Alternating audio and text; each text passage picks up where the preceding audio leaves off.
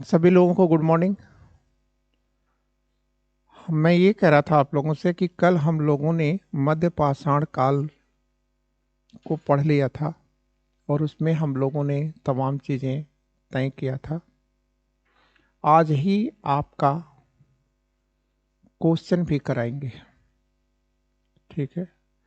कुछ साइट दिखाने के बाद, ठीक है। नौपाषाण बहुत बड़ा नहीं है एग्जामिनेशन पॉइंट ऑफ व्यू से आपके लिए, तो उसे करने के बाद, ठीक है, 2-4 मिनट रुकने के बाद, ठीक है, क्योंकि स्लाइड को सेट करना पड़ेगा, तो ऐसी स्थिति में फिर आज ही आपका प्रैक्टिस भी कराएंगे, तो थोड़ा बैठने की आदत भी आपको डालनी है ना।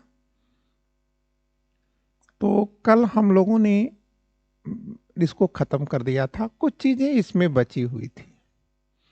जैसे ये बचा हुआ था कि कभी कभी आपसे पूछते हैं कि कौन सी साइट कहां पर है, ठीक है। तो ये हमने आपके सामने दे दिया है मैटर को, लेकिन फिर भी जब तक आप इसकी प्रैक्टिस नहीं करेंगे तब तक ये मैटर तैयार नहीं होगा। अब हम आपको बता देते हैं कि इसमें आपसे पूछा कहां से जाता है, ज्यादातर क्वेश्चन उठाते कहां से हैं। ये है, ये हमने बाहर कर दिया,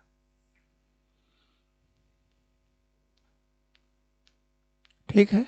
गुजरात के ये लखनाज है, अखज है, बालसाड़ा है और हीरपुर है, ठीक है। इसी हीरपुर को अरे सॉरी, इस गुजरात के बाद आप आ जाइए उत्तर प्रदेश में, और उत्तर प्रदेश में ये मिर्जापुर का जो क्षेत्र है, ठीक है, लेखिया, मोरहाना पहाड़ और बगही खोर, इसको कर लीजिएगा, ठीक है। एक क्वेश्चन बहुत आसानी के साथ यहां आपको उलझा देते हैं, ठीक है, क्योंकि ये सब स्थान ऐसे हैं कि जो चीजें जल्दी किताबों में नहीं मिलती हैं, तो वो चीजें लाते हैं। तो ये बिहार का पैसरा है, और ये बिरभानपुर है, और ये बिरभानपुर आपका पड़ेगा पश्चिम बंगाल के अंदर। इसको आप याद रखिएगा। ये कुचाई को जरूर याद रखिएगा, क्योंकि बार बार पूछा गया है। ये कुचाई ये उड़ीसा का स्थल है, ठीक है। चौपानी मांडो आपको बताया जा चुका है कल, ठीक है। और फिर ये पूछ सकते हैं नागार्जुन कोंडा, ठीक है, वर्तमान में है ये, ठीक है। ये संगन कल्लू और जलहल्ली, इसको भी आप याद रखिएगा, ठीक है। ये दोनों ही कर्नाटक के स्थान हैं, ठीक है। यहां पर भी आपको याद रखना है आदमगढ़ को, क्योंकि आदमगढ़ से क्या मिलता है, आप कहेंगे कि सर पशुपालन का ये साक्ष्य मिलता है। भीमबेटका आपको निश्चय ही याद रखना होगा, ठीक है, क्योंकि ये मानवता को एक बहुत बड़ी विरासत है यहाँ, ठीक है। और अपने पूर्वजों को जानने के लिए हमारे पास एक बहुत बेहतर साधन है ये, मतलब आप कह सकते हैं चित्रकारी का ये पहला साक्ष्य है दुनिया में, ठीक है। और ये राजस्थान का बागोर है, ये बुद्ध पुष्कर भी राजस्थान के अंतर्गत ही आता है, ठीक है। तो और कोई चीज़ें आपको नहीं करनी है, ठीक है, कहीं से कोई प्रॉब्लम आपको नहीं आनी है। हाँ, महदहा, सराय नहर, दमदमा, ये चीज़ें आप ज़रूर याद रखिएगा, क्योंकि आपके बगल के डिस्ट्रिक्ट के हैं, ठीक है। तो ये सब चीज़ें याद रखना है, ठीक है ना। और हमने इसको बहुत आसानी से झुमका बना के दिखा दिया है, ठीक है, कि दमदमा की कब्र से, ठीक है, आभूषण मिले हैं। क्लियर। बस इतनी ही चीजों पर आपको प्रैक्टिस करनी है, ठीक है, क्लियर। लेकिन आपको प्रैक्टिस करनी पड़ेगी, बिना प्रैक्टिस किए हुए आप नहीं कर पाएंगे, ठीक है। हाँ, ये चीजें आप जरूर याद रखिएगा इधर। और भीमबेटका तो आपको हमेशा के लिए याद रखना है, क्योंकि यही वो साइट है जहां से हर चीज का साक्ष्य मिलता है ना। और अब हम लोग आगे आज के टॉपिक पे चलेंगे। तो आज का टॉपिक जो शुरू होने जा रहा है वो है नवपाषाण। लेकिन नवपाषाण युग आप हमको बताएं कि किस कार्य से मध्य पाषाण युग का अंत होता है। ठीक है, वह कौन सा कार्य है जिससे मध्य पाषाण युग का अंत हो जाता है?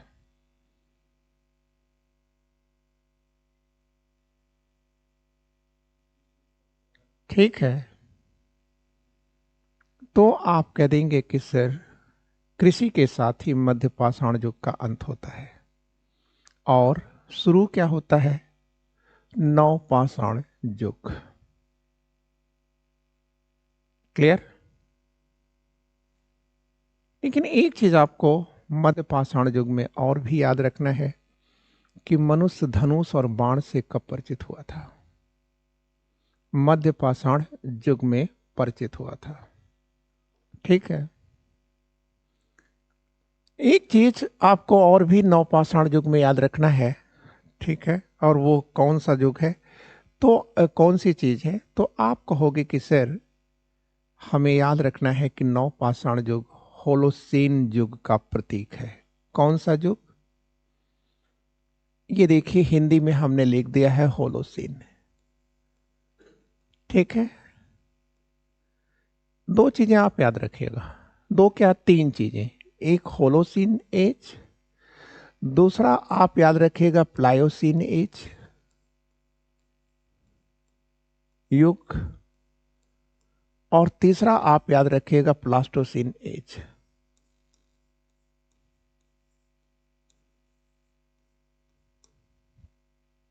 ठीक है, इसमें आप किस भौगोलिक युग में रह रहे हैं, भूगर्भिक युग में रह रहे हैं? पहले तो आप ये बताइए।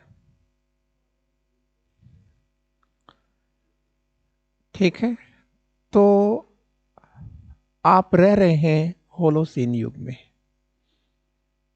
12,000 ईसा पूर्व से होलोसीन युग शुरू होता है।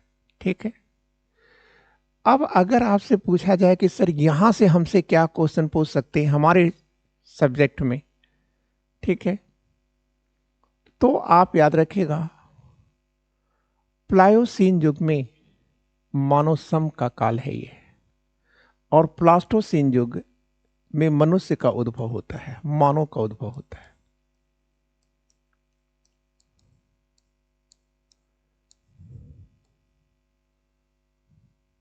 मानव सम।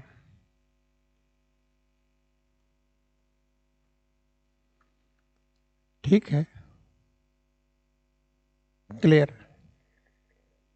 अगर हम आपसे बात करें तो हम आपसे एक चीज जरूर कहना चाहेंगे कि मानव के इतिहास का जो पहला पेज है, मानव के इतिहास का पहला पृष्ठ, वह कहां है? तो आप कहेंगे पत्थर है। ठीक है, मानवीय सभ्यता, या आप कह सकते हैं जीव सभ्यता, जीवन की सभ्यता। अगर हम केवल मानव कहते हैं तो हम अधूरी बात कर रहे हैं। ठीक है, अज्ञानता की बात हो जाएगी। हमको ये कहना होगा कि जो जीवन की सभ्यता है, भाई सभ्यता तो सबकी होती है यार। ठीक है, तो उसका पहला पेज क्या है? तो आप कहेंगे सर पत्थर है। फिर पूछा जाता है कि पत्थर कौन सा है? तो आप कहेंगे कि सर सेडिमेंट्री रॉक्स है, अवसादी चट्टानें हैं। क्लियर? और आप ये भी जान लीजिएगा कैसे है? तो आप कहेंगे कि सर अवसादी या सेडिमेंट्री रॉक्स। ठीक है, सेड प्लस मेंट,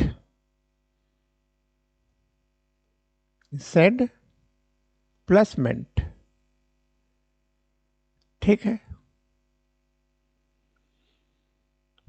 क्लियर।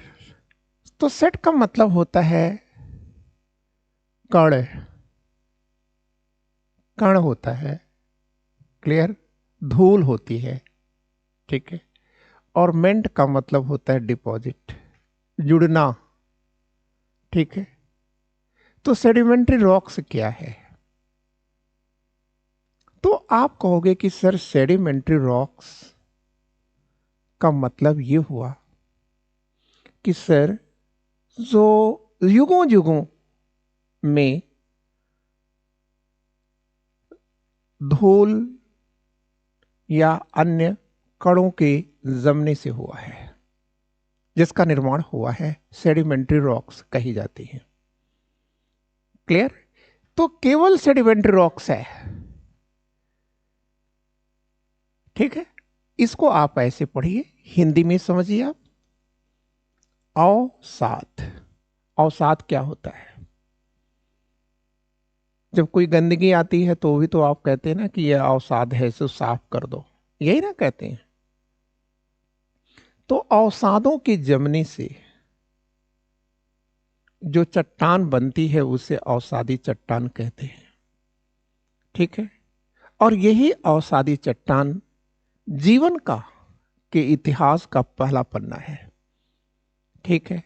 कैसे? आपको थोड़ा सा भूगोल में चलना पड़ेगा, ठीक है। और मैंने कहा था, आपको शुरू में कहा था कि आप न तो किसी से घृणा करिए और न ही किसी से ईर्ष्या करिए, निष्पक्ष रहिए लेकिन सत्य के साथ रहिए। निष्पक्ष होने का मतलब है सत्य, ठीक है।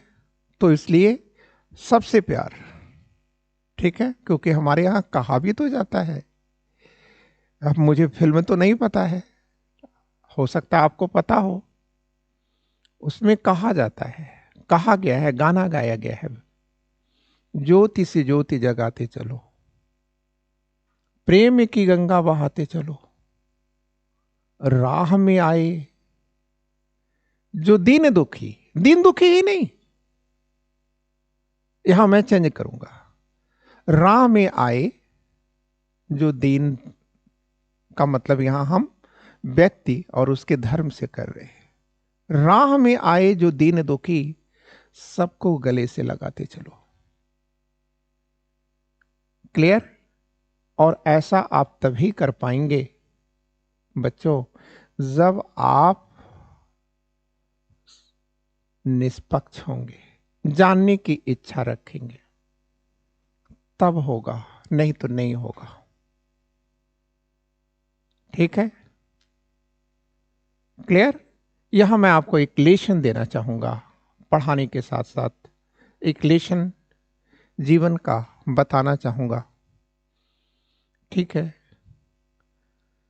कि आप किसी वाद में ना आना, संकीर्ण हो जाओगे, विकास आपका अवरुद्ध हो जाएगा, ठीक है। क्योंकि ये जितने भी विभाजन हुए हैं, चाहे वो वर्णवाद का विभाजन हो या धर्मवाद का विभाजन हो, बच्चों इसके पीछे एक वास्तविक सत्य है जो उम्र ही बताती है, और वो पढ़ाई के बाद एक निष्कर्ष निकल कर आता है कि सबके पीछे है पैसा।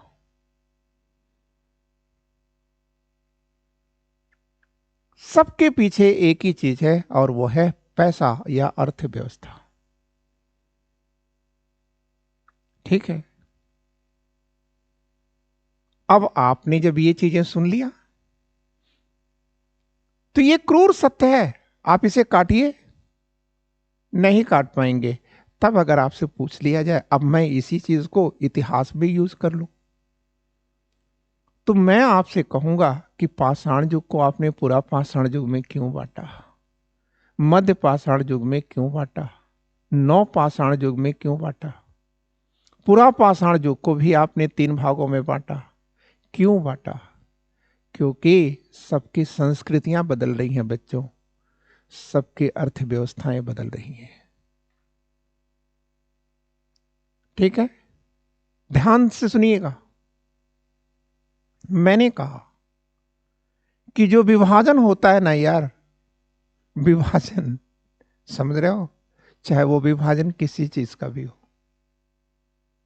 ठीक है, हम आपसे पूछ दें, हमने क्वेश्चन बनाया भी है, ऐसा नहीं है कि कोर्स छोड़ा है।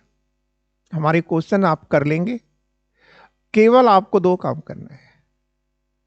तीसरा काम अगर आप कर रहे हैं तो आप अपने आप को समझ ही नहीं पाए।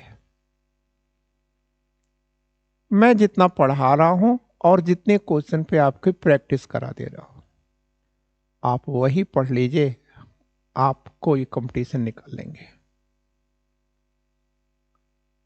क्लियर? तो आप एक चीज याद रखिएगा, मैं पुनः रिपीट कर रहा हूं,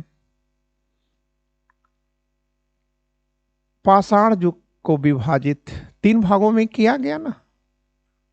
ठीक है, पूरा पाषाण युग को भी 3 भागों में बांटा आपने। ठीक है, फिर एक चीज आपको नहीं बताया गया है, एचुलियन परंपरा नहीं बताई गई है, स्वानियन परंपरा नहीं बताई गई है। जरूरत महसूस नहीं हुई थी मुझे, हमने सोचा था कि हम प्रैक्टिस से उसे करा देंगे, इसलिए छोटी सी चीज। तो विभाजन चाहे आपने कुछ भी किया हो, विभाजन का आधार क्या था? हमने आपको एक चीज पर स्ट्रेस किया था, उपकरण।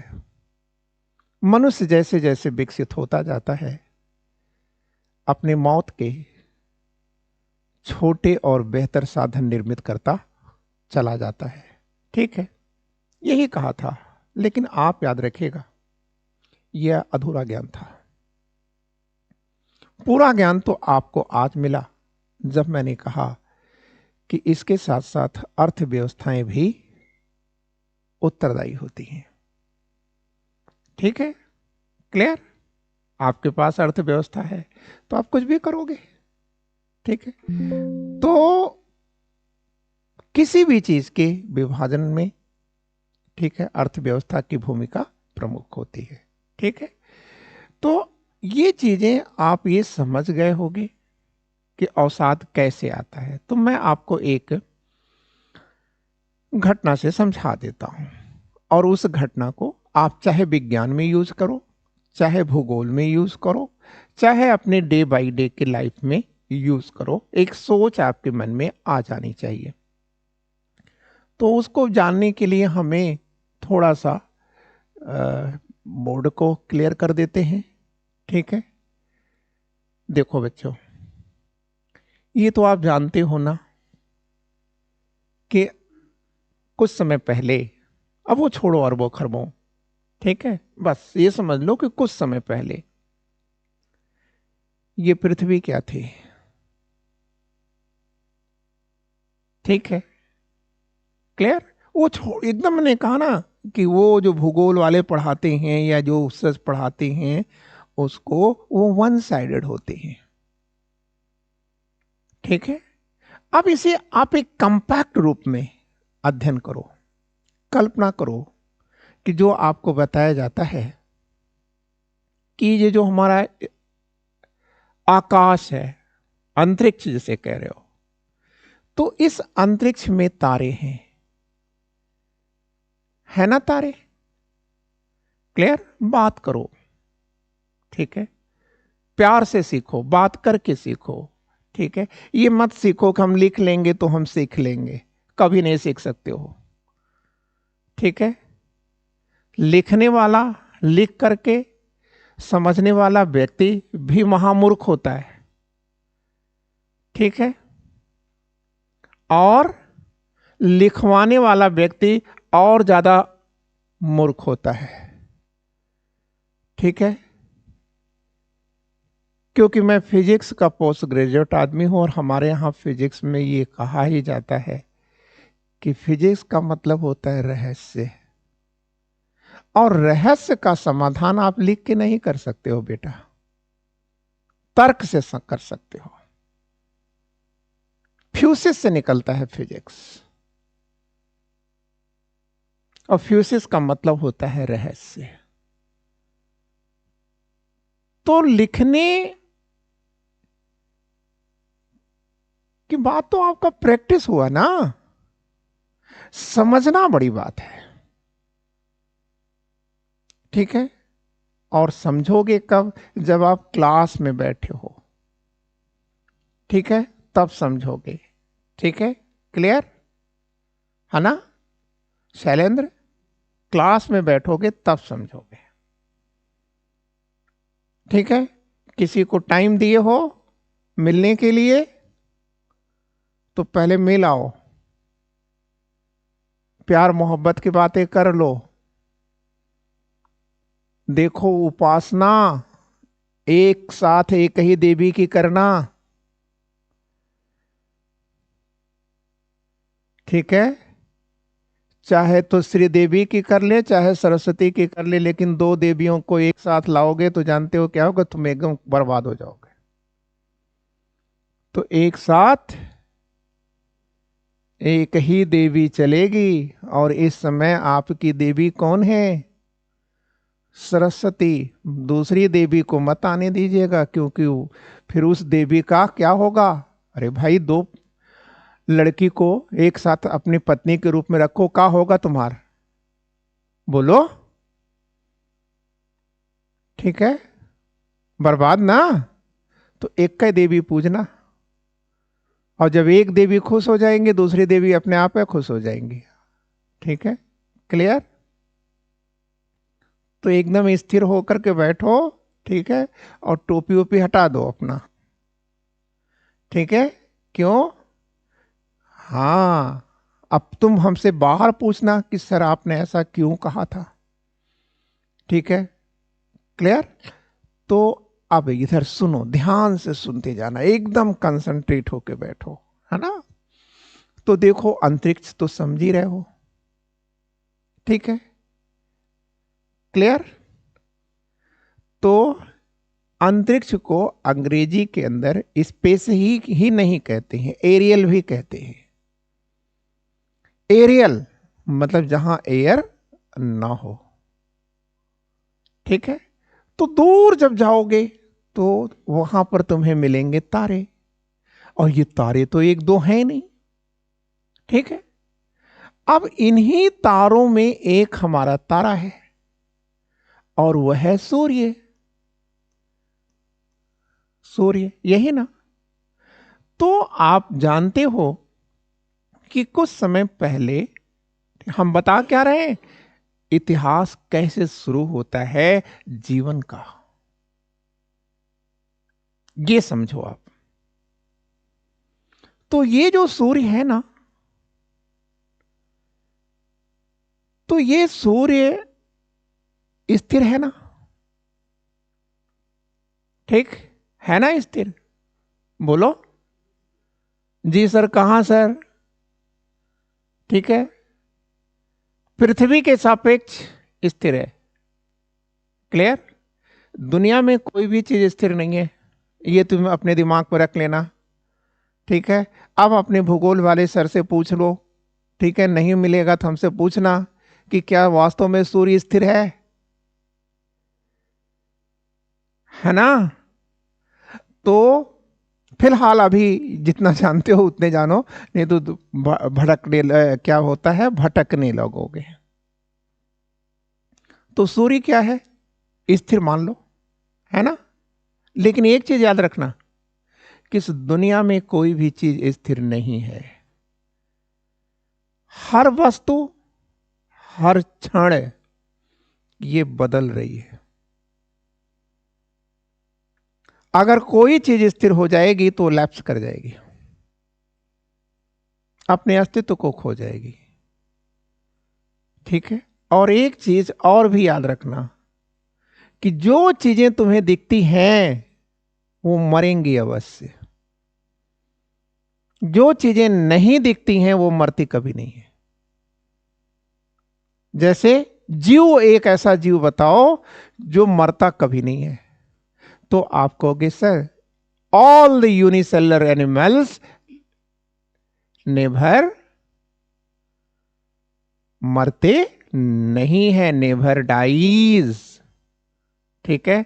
समस्त सूक्ष्म जीव मरते नहीं है, वो इस पृथ्वी के अमर प्राण क्या होता है, प्राणी हैं, ठीक है ना। जैसे एक एग्जाम्पल मैं दिखा दूं तुम्हें, बैक्टीरिया, ठीक है, क्लियर, आ गया समझ में। अब तो ये देखो, ये जो सूर्य है ये भी तो सूर्य है, सूर्य हमारा तारा है ना, तो दूसरे तारे भी तो सूर्य ही हैं। तो इनमें लगातार अपना परिवर्तन हो रहा है, ये सभी गतिशील हैं अपने सापेक्ष, तारों के सापेक्ष। अब क्लियर हुआ, ठीक है। तो ऐसे ही जब समय बीतता गया तो तारों की अपनी एक लाइफ होती है, क्लियर है ना। एक ना एक दिन, मैंने अभी आपसे क्या कहा, जो देखा वो मरेगा, तो इसका मतलब तारे भी मरेंगे, सूरज भी हमारा मरेगा, ठीक है, क्लियर। तो हमारे सूरज के पास एक दूसरा तारा अपने अस्तित्व को खोने के बाद जब इसके सर्किल में आया तो यहां पर एक फोर्स उत्पन्न होता है। देखो, ये फोर्स उत्पन्न कर देते हैं हम, और इस फोर्स को हमने दो एरो से दिखाया है। इसका मतलब यह है कि इस तारे और सूर्य के बीच में, ठीक है, सूर्य क्या है, तारा ही तो है बच्चों, ठीक है। अब क्या होगा, दो फोर्स काम करेंगे, एक अट्रैक्शन एंड सेकंड आकर्षण, और दूसरा है रिपल्सन, ठीक है, आकर्षण और प्रतिकर्षण, ये दो फोर्स लगेंगे। तो किसी चीज में लगा के दिखाओ, ठीक है, हमारे ऊपर ही लगाओ, या हम किसी चीज को करेंगे, यूं यूं यूं यूं करेंगे, ठीक है। आप एक इसी को, पेन को है, प्लास्टिक है ये, इसी पेन को हम बार बार यूं यूं करें, ये टूट जाएगी, ठीक है। तो जब यहां हलचल उत्पन्न हुई तो ये हमारा जो तारा है सूर्य, ये टूट गया, ठीक है। ये क्या है, फायर वॉल है आग का, देखो ये देखो, ये आग है, इसके अंदर आग का गोला है, ठीक है। तो जब ये टूटेगा, सूर्य हमारा जब टूटेगा, तो ये भाग देखो आके गिरा दूर, ये देखो दूर गिरा, ये देखो दूर गिरा, ये देखो गिर गया, ये गिर गया, और ये जो टुकड़े हैं बच्चों, यही ग्रह है, यही ग्रह है। और इन्हीं ग्रहों में एक हमारा ग्रह है, कौन, पृथ्वी, ठीक है। तो आप बताओ, आप गोबर की कंडी से आग जलाए हो, तो जब गोबर की कंडी लाल रहती है तो जो उससे टुकड़ा कट के गिरता है तो वो भी तो तप्त रहता है, लेकिन थोड़े दिनों के बाद वो ठंडा हो जाता है। तो उसी प्रकार से हमारी पृथ्वी जब गिरी तो वह एक तप्त गोले में थी, फिर इसमें स्ट्रक्चर्स बनना शुरू हुआ। तो अब देखो, ठीक है, ये पहाड़ है, ये सूरज है, पृथ्वी हमारी अपने चेंज कर रही है, ठंडी हो रही है, ठीक है। और ठंडी होने के समय देखो, हम देखो चित्रकार तो है ही नहीं, तो ये मान लेना कि हमने वो चीज जो बनाया है वही है वो। देखो, ये हमने बना दिया एक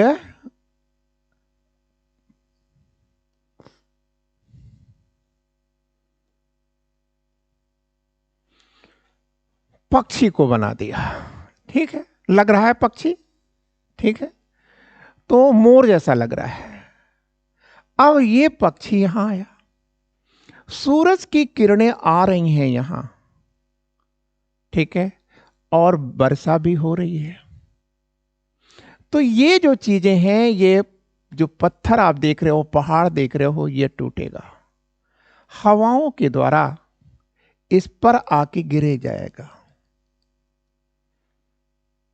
गिरेगा कि नहीं गिरेगा। और ये चीजें वर्षों होंगी, देखो अभी हम तेल भी निकाल देंगे यहां से, पेट्रोल भी निकाल देंगे, ठीक है। फिर आप बताओ, ऐसे इस पर डिपॉजिट होता हुआ चला गया, ठीक। अब बताओ इसके अंदर क्या है बच्चों, ये है सिलिका, बालू, ठीक। और रेन तो हो ही रही है, और इस सिलिका के साथ मिल गया पानी। क्लियर। सूरज ने दे दिया टेम्परेचर, और इस जानवर के अंदर क्या है, तो आप कहोगे कि सर दो चीजें हैं सर, एक कैल्शियम भी है और दूसरा आयरन भी है, ठीक है। फिर इन चीजों को जोड़ दो, इन चीजों को जब जोड़ दोगे तब क्या आ जाएगा, सीमेंट, ठीक है। तो सीमेंट, पूरी प्रक्रिया को क्या कहा जाएगा, सीमेंटेशन है, सीमेंटेशन। क्लियर। तो अब आप याद रखेंगे कि इसके ऊपर ये सीमेंटेशन होता चला गया, किसका, ये जो अवसाद आ रहे हैं इन अवसादों का सीमेंटेशन या जमाव होता चला गया, ठीक। अब एक काम करो, ये जमाव एक दिन में तो हो नहीं रहा, और परत दर परत हो रहा है, हो रहा है ना। अब बहुत दिनों के बाद मान लो हम उसकी पहली परत को खोलें, दूसरी, तीसरी, चौथी परत, पांचवी परत को खोलेंगे, तो किसी न किसी परत में जाकर यह हार्बेरियम की तरह से दबा होगा। क्लियर। तो आपको समझ में आ गया, ठीक है, कि जीवन के इतिहास का पहला पेज अवसादी चट्टानों से शुरू होता है, ठीक है। क्लियर। अब इससे आगे हम नहीं जाएंगे, ठीक है, क्योंकि हमारा टॉपिक दूसरा है ना। तो यहां तक हमने आपको समझा दिया है। क्लियर। तो अब हमें बच्चों ये जानना है कि हम नव पाषाण युग को नव क्यों कह रहे हैं, ठीक है। नव पाषाण युग को हम नव क्यों कह रहे हैं, ये हमें याद रखना है, ठीक है। ये है न्यू।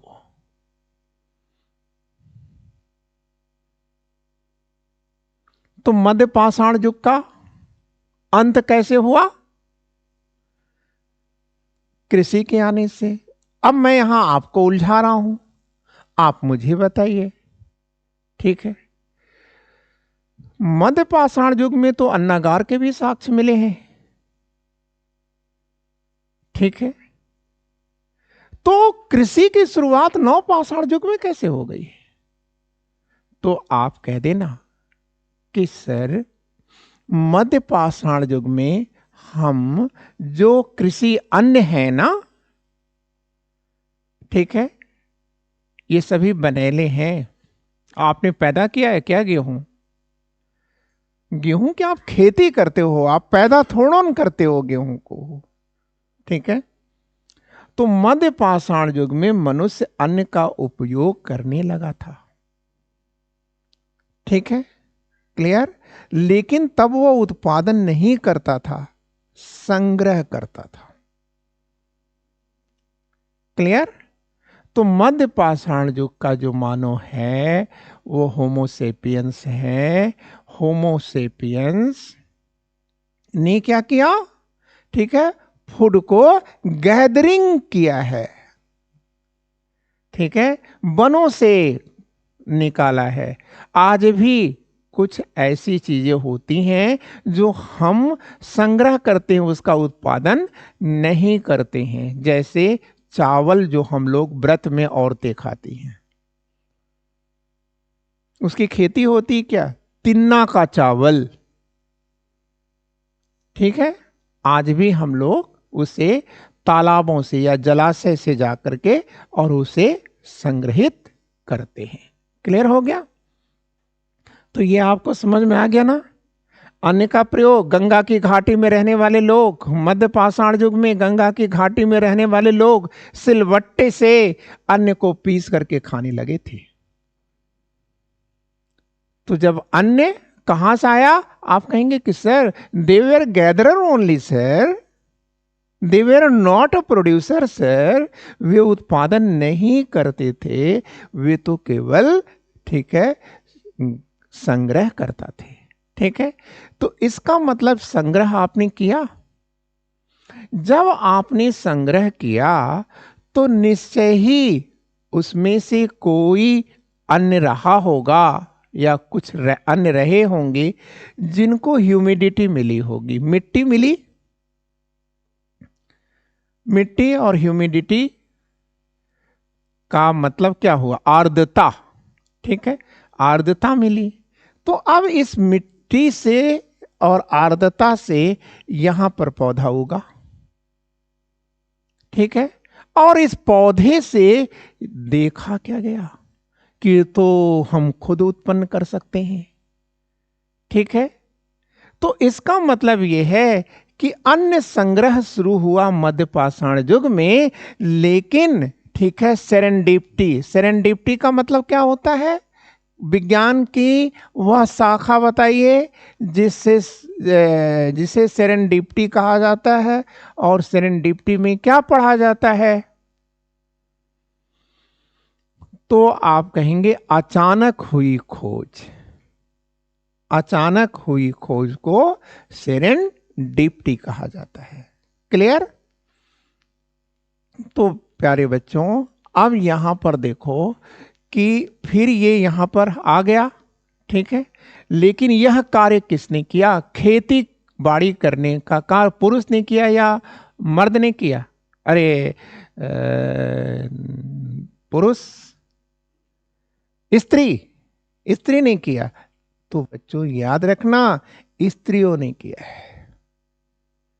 फर्स्ट एग्रीकल्चरल प्रोडक्शन को लेने वाले कौन हैं? महिलाएं हैं। ठीक है, आज भी, आज की तारीख में भी, ठीक है, स्त्रियां इसे उत्सव के रूप में मनाती हैं।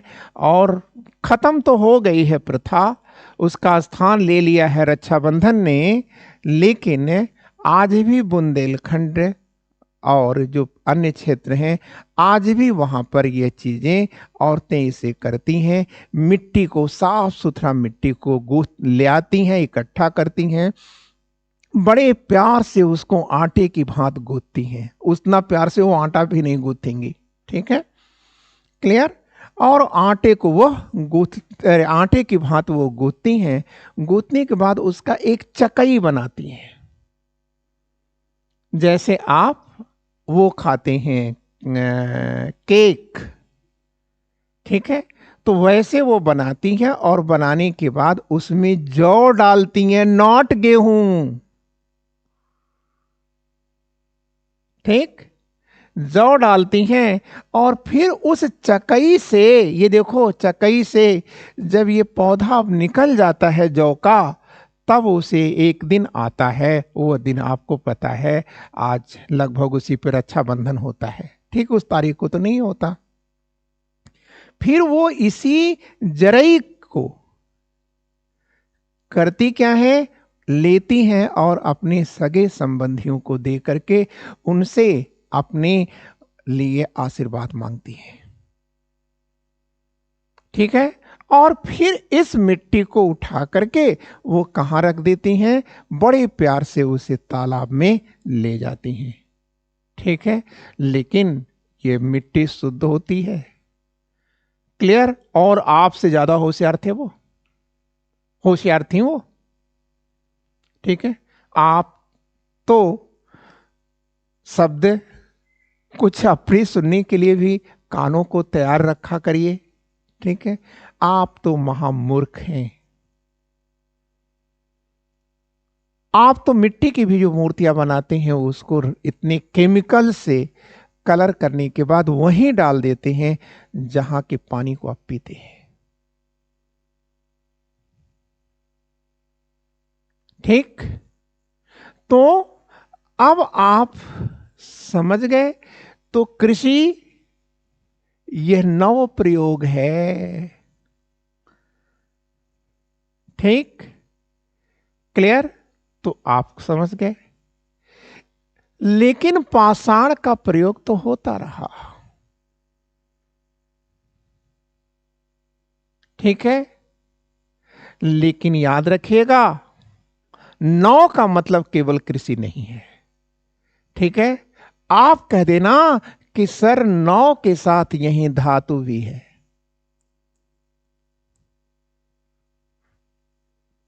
धातु, और वह धातु क्या है बच्चों? ये बताओ कि सबसे पवित्र धातु आप लोग क्या मानते हो, जो आप लोग पंडित जी लोग पूजा वूजा में प्रयोग करते हैं?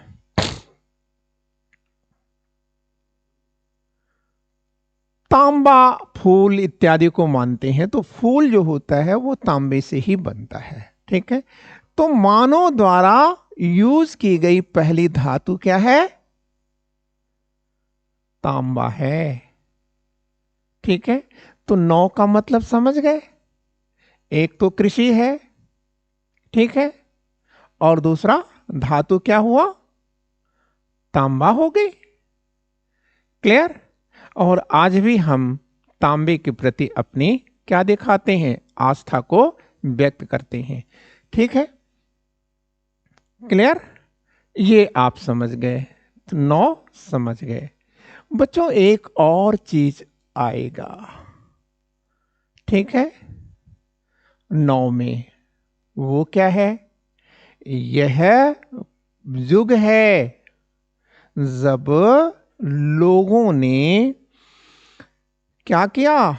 पेड़ के तने को काटा, और काटने के बाद पहिए का निर्माण कर दिया। ठीक है, तो पहिया आ गया। और जब ये पहिया आया तो इस पहिए का पहला यूज इन्होंने कहां किया? इस पहिए का इन्होंने पहला यूज कहां किया? तो आप बताओ, मिट्टी के बर्तन बनाने का, ठीक है, साक्ष्य कहां से मिलता है और किस युग का मिलता है? चलो साक्ष्य नहीं कहां से मिलता है ये नहीं बताओ, क्योंकि ये हमने क्वेश्चन बना रखा है। ठीक है, किस युग में बना मिट्टी का बर्तन? कल मैंने आपको स्ट्रिक्टली कहा था कि देखो किताबों में ये लिखा हुआ है, आप ये चीजें करो। मध्य पाषाण युग में मिट्टी के बर्तन वो कैसे बने थे? हाथ से बने थे। दिखाया था, चित्र में दिखाया था। ठीक है, और अब यहां पर मैं आपको बताना चाहूंगा कि इस जो पहिया है लकड़ी के तने से जो इन्होंने बनाया है, इसका प्रयोग इन्होंने चाक के लिए किया है। मतलब मिट्टी के बर्तन अब चाक पे बनने लगे।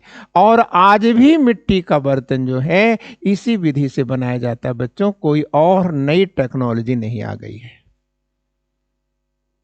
चाक से ही बनता है। ठीक है, और दूसरा चीज इन्होंने क्या किया? परिवहन के लिए इसका यूज किया। और परिवहन के आते ही नव पाषाण युग को नव क्रांति के नाम से भी जाना जाता है। ठीक है,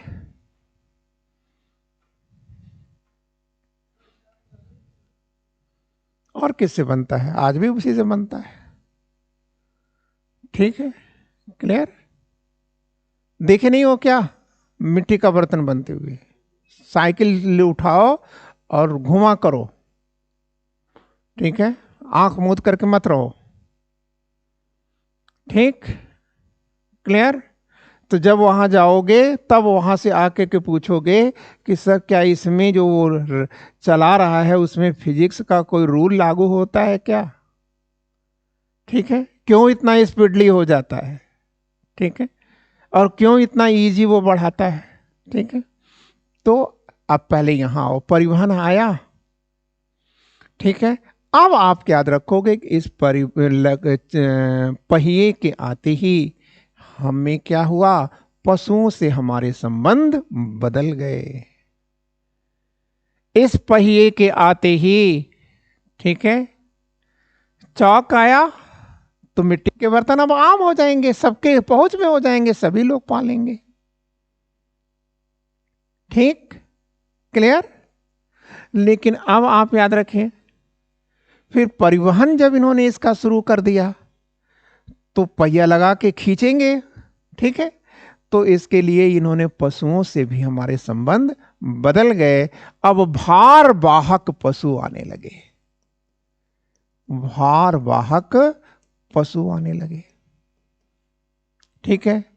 तो ये पशु कौन कौन होंगे, ठीक है, अरे भाई बैल भी होगा, बकरा भी होगा, भैंस भी होगा, ऊंट भी होगा, घोड़ा भी होगा, सब होगा, ठीक है। इसका मतलब अब मनुष्य पशुओं का सम्मान करने लगेगा। क्यों? क्योंकि पशु उनके लिए आर्थिक महत्व के विषय बन गए।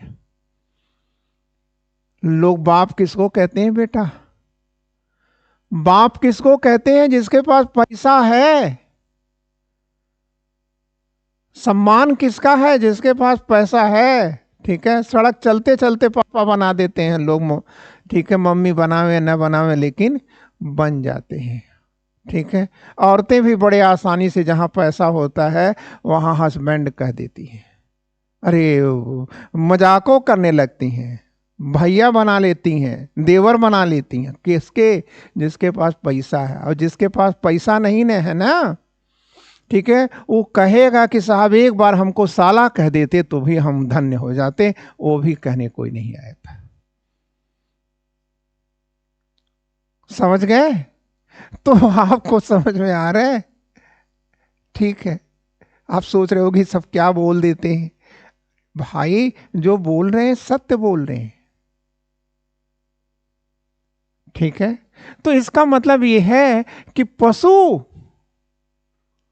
अब महत्वपूर्ण हो जाएगा। तो एक बात बताओ, बहुत मजेदार चीज, लोगों का जीवन स्तर क्या होगा? अरे भैया बढ़िया से खाना मिलना शुरू हो गया यार, खेती हो ही रही है, आवागमन शुरू हो गया, तो अब क्या होगा? अब बच्चा पैदा कर दो, खाएंगे पिएंगे, दम आएगा, और जब दम आएगा तब ये दूसरा काम क्या करेंगे? अब लड़का पैदा करेंगे, ठीक है। तो ये देखो नवपाषाण युग में एक और चीज क्या आया, ठीक है। तो आप कहोगे कि सर जनसंख्या अब ये विस्फोट करनी शुरू हो गई।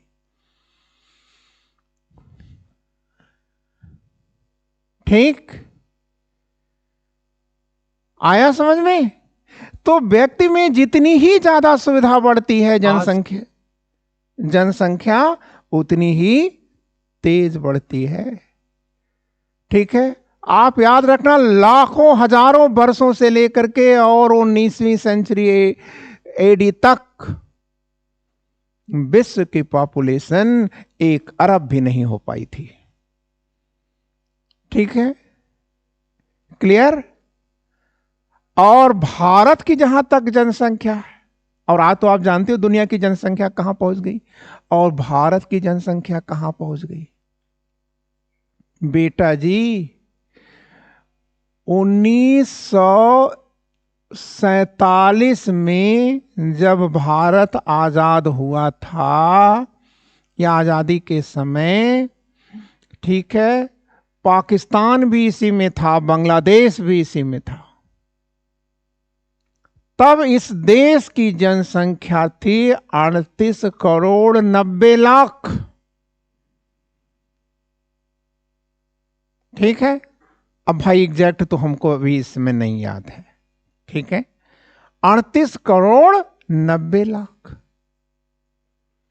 लेकिन 50 साल कितना हो गया, 70 साल हो गया, 50, 70, 22, 70 साल हो गया। और लगभग 70 साल में अकेले मियां ही पैदा कर दिए कितना, स्वतंत्र भारत की जनसंख्या, टोटल जनसंख्या से ज्यादा तो यही हो गए। तो समझ रहे हो काहे हो रहा है सब, क्योंकि सुविधा बढ़ रही है। ठीक है, तो हर 10 साल पर ये क्या कर रहे हैं, बढ़ा दे रहे हैं ना जनसंख्या। ठीक है, क्लियर। तो आपको समझ में आया कि 9 क्या हो रहा है बच्चों, एक और 9 हो रहा है। ठीक, क्लियर। और वह 9 क्या है, तो आप कहोगे कि सर कारपेंट्री तो आ गई ना, यहां यहां देखो, यहां कारपेंट्री आ गई थी। तो जब कारपेंटर आ गया तो आप कहोगे सर पॉलिश की टेक्नोलॉजी भी यहां आ गई थी।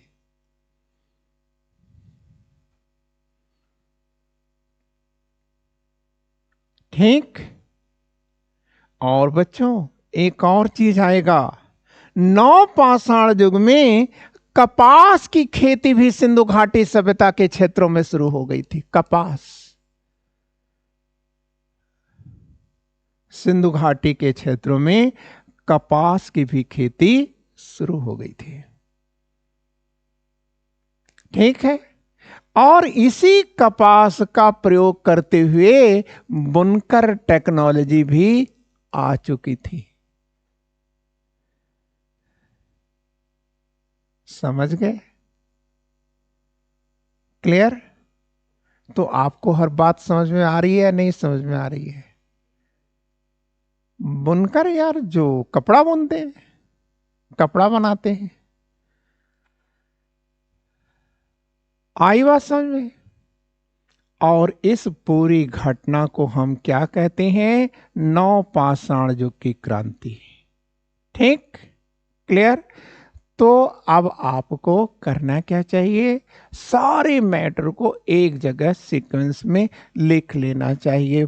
यहां से शुरू करो, चाहे कृषि से शुरू करो, पशुपालन कर लो, ये मेटल्स कर लो, पॉलिश कर लो, ये जनसंख्या विस्फोट खूब दिखा देना।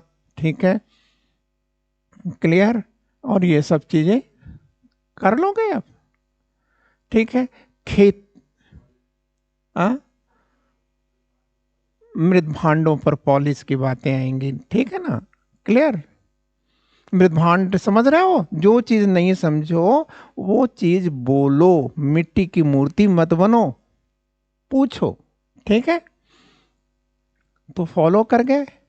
तो खेती की तकनीकी को जन्म देने वाला कौन है, पुरुष है, महिला है। और ऐसी चीजें जो अचानक उत्पन्न होती हैं या खोजी जाती हैं उसे क्या कहते हैं, सेरेंडिपिटी। ठीक है, क्लियर। तो सब हो गया। ठीक है, तो देखो कितने लविंगली आप सीख गए ना। ठीक है, अब केवल लिखते रहते, हम लिखाते रहते तुम्हें बोल बोल करके। ठीक है, तो कर लेते क्या। ठीक है ना, इसलिए आप इस समय क्या हो गए। ठीक है, नहीं 100% तो 90% मैटर आपके दिमाग में है, और आप फिलहाल 1 घंटे तक किसी को भी पढ़ा सकते हो। इसलिए समझो और जियो, पढ़ाई करो तो समझ के करो, और जब समझ गए तो उसे जीना शुरू कर दो, और हर चीज को अपनी आंखों से देखते जाओ। ठीक है, क्लियर। बिना देख करके मत पढ़ो। ठीक है, क्लियर है ना। अब जैसे देखो हमने मैप दिखाया था, तो जब मैप हमने आपको दिखाया तो आपको पता है कि साइडवा में गुजरात के पास 4 ठो स्थान दिखाया गया था, बिहार में दिखाया गया था। ठीक है, अब आपके लिए क्या होगा, आप यही चीज, कुछ मत करो, कोई टेक्स्ट की जरूरत नहीं है, आप यही चीज को ले लो, और अभी तो जानते ही हो मैं लोड कर देता हूं। ठीक है, आप उसी मैटर को आप देख करके केवल एक बार प्रैक्टिस कर दो, फॉरएवर के लिए भूलेगा नहीं। ठीक, क्लियर। और अब बच्चों अब नाटक कर लिया जाए हम लोग भी, ठीक है। तो ये देखो नाटक,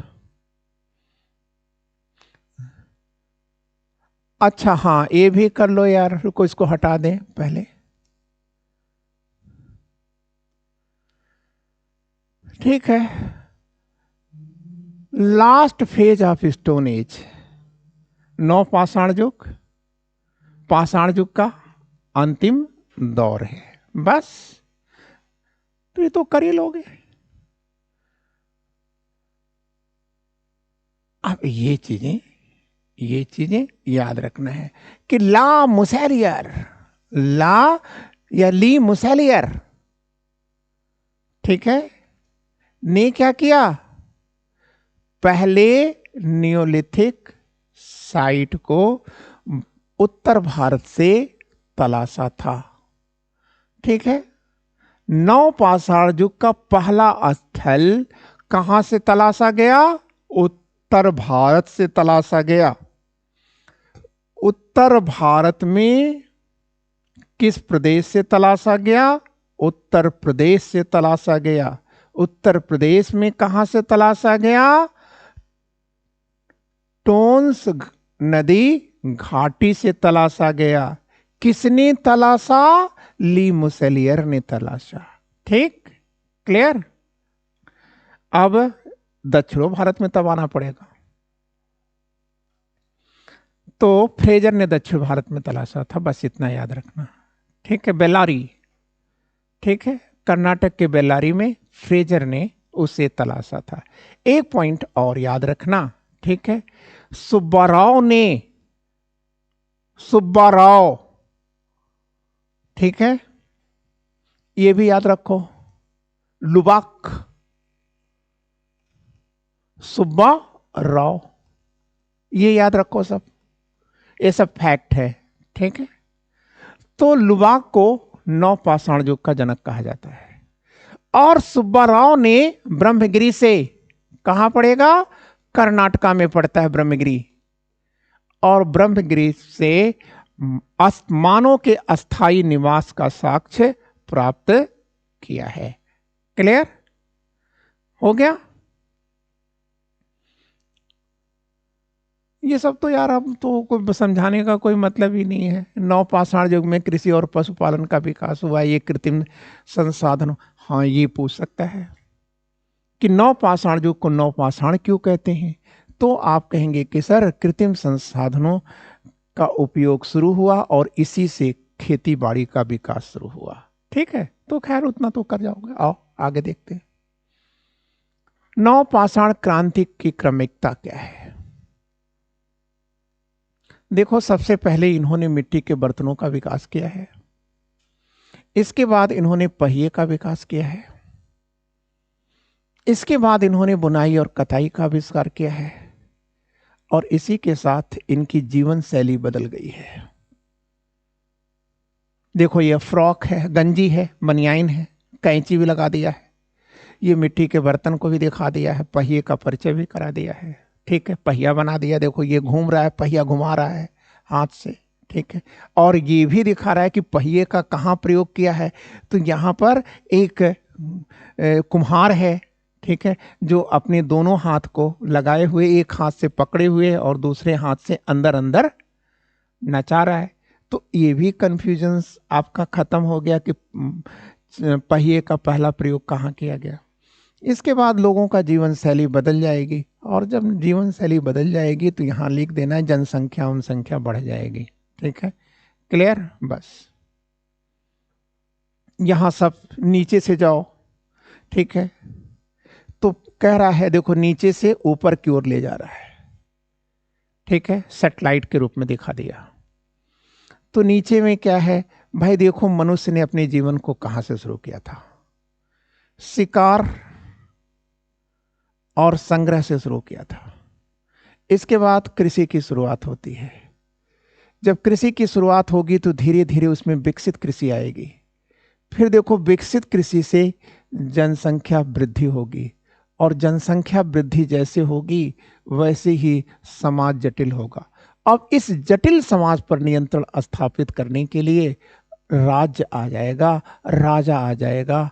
ठीक है, राज्य और राजा का कॉन्सेप्ट आ जाएगा। पूरे देखा आपने? ठीक है, ये मनुष्य का उद्गम से लेकर के और वर्तमान तक हमने आपको दिखा दिया। ठीक है, जनसंख्या जितनी बढ़ती जाएगी समाज उतना जटिल होता चला जाएगा। ठीक है, क्लियर है ना? अब बच्चों, अब ये सब तुम देख लो, दिमाग पर लगा देखो, कैसे कैसे अंडा उंडा भी बो रहा है, खेती बाड़ी कर रहा है। ठीक है, ये पशुपालन में है। ठीक है, ये सब चीज़ें। ठीक है, फिर इधर देख लो। ठीक है, ये जो आप पूछ रहे थे देखो ये है। ठीक है, बुनकर टेक्नोलॉजी आ गई। ये देखो पहिया, पहिया भी देखो, ये लकड़ी का पहिया है। सब कुछ दिखा दिया है। ठीक है, अब इसके बाद आप क्या करोगे ये देखो। ठीक है, और बच्चों, ठीक है, जैसे ही जनसंख्या बढ़ती है, ठीक है, देख रहे हो, मतलब आप कह सकते हो कि नव पाषाण युग में असमानता दिख रही है कि नहीं दिख रही है? ठीक है, तो वहां पर आप जाके लिख दीजिएगा कि नव पाषाण युग से पहले असमानता समाज में नहीं थी, अनइक्वालिटी समाज में नहीं थी, असमानता आ गई।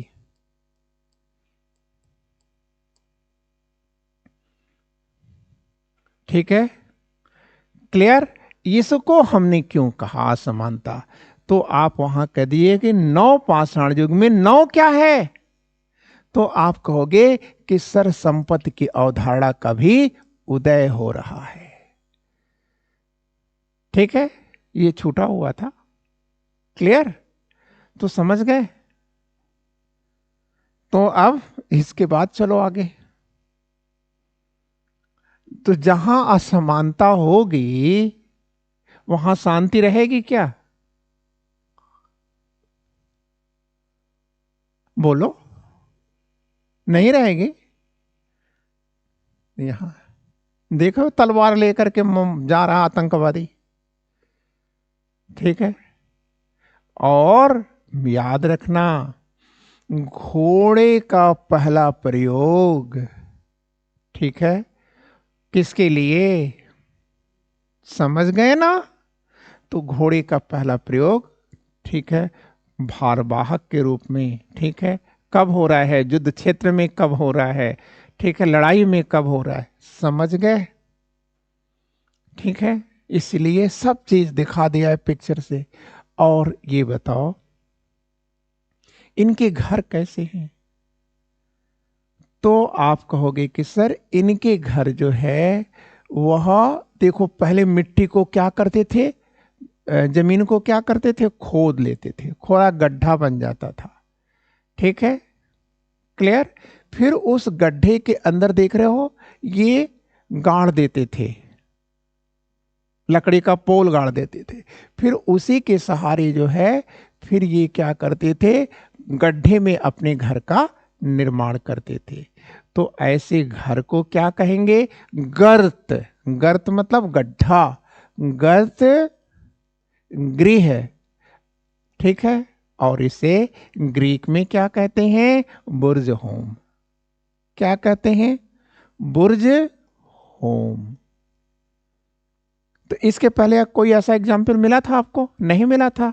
तो बुर्ज होम कब बनने लगा? नवपाषाण युग में बनने लगा। ठीक है, अब कहां से है तो अभी कश्मीर में आएगा तो वहां देखेंगे, श्रीनगर में है। ठीक है, क्लियर? श्रीनगर से 9-10 किलोमीटर, ठीक है, नॉर्थ ईस्ट में, ठीक है, श्रीनगर जिले में। ठीक है, ये बुर्ज होम का साक्ष्य मिलता है। ठीक है, तो बुर्ज होम समझ गए, गड्ढे में घर। क्लियर? बस सीधी सीधी बात है। ठीक है, अब गड्ढे में कैसे घर बनाओगे, वो गांव में जब जाओगे तो वहां देखोगे। बरसात के पानी से आने के लिए लोग क्या करते हैं, चारों ओर से घेर लेते हैं। ठीक है, तो वो एक गड्ढा बन जाता है। आओ,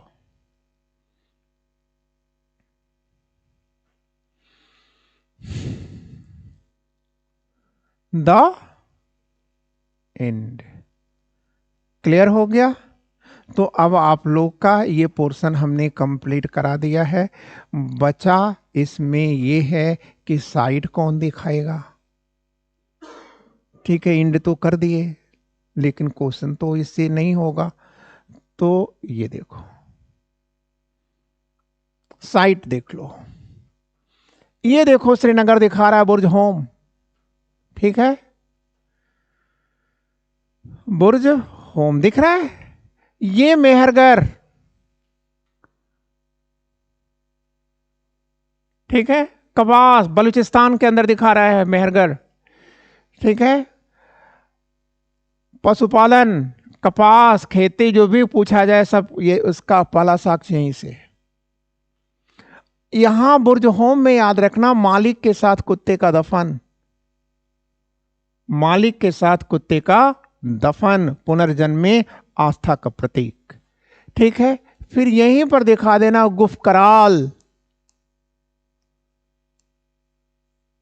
गुफकराल। और ये गुफकराल क्या है? आप कहेंगे हड्डी की सुइयों और सिलवट्टे का साक्ष्य।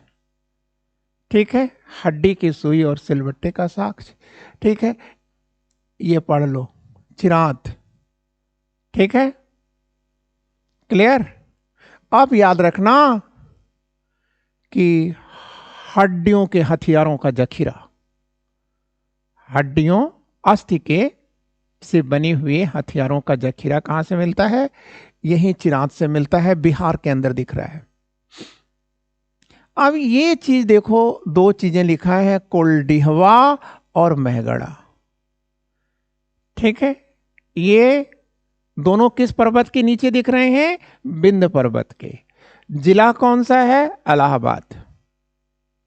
ठीक है, तो ये दोनों याद रखना, दोनों में से जो पूछा जाए वही मार देना। ठीक है, क्लियर? तो यहां से कोल्डिहवा से या मेहगढ़ा से क्या होता है वह, तो आप कहोगे कि सर यहां से चावल का साक्ष्य मिलता है। ठीक है, विश्व के सबसे प्राचीनतम चावल का साक्ष्य यहीं से मिलता है। वो दोनों में कर लेना, एक संत कबीर नगर में आता है, एक इलाहाबाद में आता है। ठीक है, ये भीमबेटका की बात करो। ठीक है, सब जान रहे हो भीमबेटका के बारे में। उसके बाद आप कुछ मत करो। ठीक है, ये इनाम गांव यहाँ मत चर्चा करो। ठीक है, ये दक्षिण भारत में नवपाषाण कालीन गुफा कौन है? कर्नूल केव।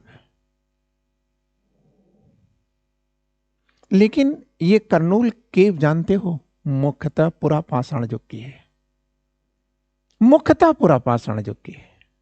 ठीक है, कर्नूल केव्स। ये ब्रह्मगिरी अभी मैंने आपको समझा दिया है, ये पायमपल्ली है, ये आदि चंदलूर है। तो ये यहां से लेकर के यहां तक ये वाला जो पोर्शन है, ये स्ट्रिक्टली आप दिखा दो नवपाषाण युग का स्थल है।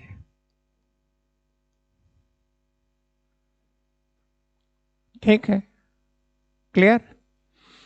लेकिन आपको हल्लूर भी दिखा सकते हो, नवपाषाण युग का स्थल है ये, कर्नाटका के अंदर। ठीक है, और ये त्रिपुरा में दिखा दो दोजाली। ठीक है, दोजाली। ठीक है, ये त्रिपुरा का स्थल है जहां से, ठीक है, क्या मिलते हैं? नवपाषाणिक स्थल का साक्ष्य मिलता है। और कोई यहाँ पर जरूरत नहीं है, वैसे आप चाहो तो आप, ये सूची दी गई है क्योंकि मैक्सिमम क्वेश्चन आपका साउथ इंडिया से पूछते हैं। कर्नाटक में ब्रह्मगिरी, हल्लूर, कोपागल, मैस्की, पिकलीहल, ठीक है, संगन कल्लू। ठीक है, इसमें से आप एक काम करो, ये ब्रह्मगिरी और संगन कल्लू, ये दोनों को हाईलाइट कर दो, इन दोनों को, और कह दो कि मानव के अस्थाई निवास का साक्ष्य यहीं से प्राप्त होता है। मानव अस्थाई निवास, ठीक है, अस्थाई रूप से ठीक है, बसने का साक्ष्य, ठीक है, यहीं से मिलता है। क्लियर। फिर आंध्र प्रदेश में उतनूर है, ठीक है, क्लियर। एस माउंड का मतलब क्या है? राख का टीला। ये क्या होता है? राख का टीला क्या होता था? तो ये लोग अपने जानवरों को जहां रखते थे वहां बाड़ा वाड़ा बनाते थे और कुछ दिनों के बाद उसमें आग लगा करके जला देते थे, तो वो मिलती थी वहां से। ठीक है, क्लियर। और फिर इस राख का प्रयोग वो कहाँ करते थे? अपने खेतों में करते थे। ठीक है, क्यों करते हैं खेतों में? क्योंकि राख के अंदर क्या पाया जाता है? ठीक है, तो आप कहेंगे कि सर कैल्शियम, ठीक है, बहुत पाया जाता है राख के अंदर।